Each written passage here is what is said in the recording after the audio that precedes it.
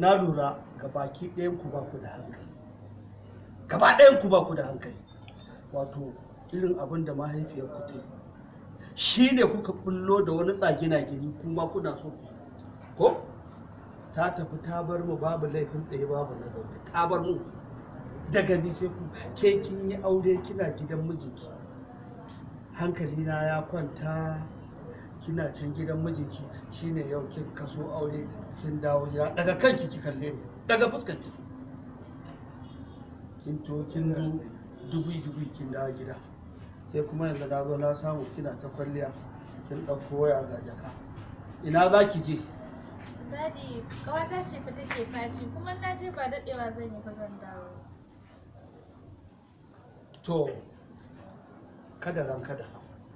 Bari in faɗa muku wani abu. Dama tun daɗewa manzon Allah ya yi gaskiya. Sallallahu alaihi wasallam.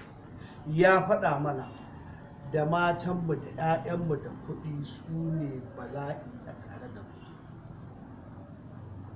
To gashi kuwa, ko nan yanzu kuna nema ku zame mun jafa'i, to wallahi la ilaha illa huwa.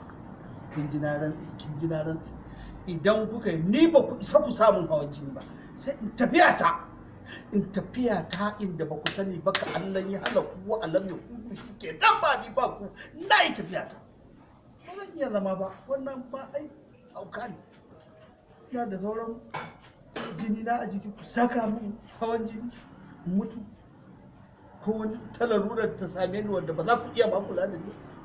Kun ji dai abin da na faɗa.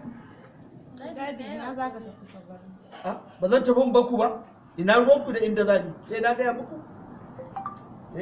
Ke da kika kaso auren kin faɗa mu, ke kuma yanzu inda za ki tafi ba fati kika ce ma, saboda kin zama yar kanki.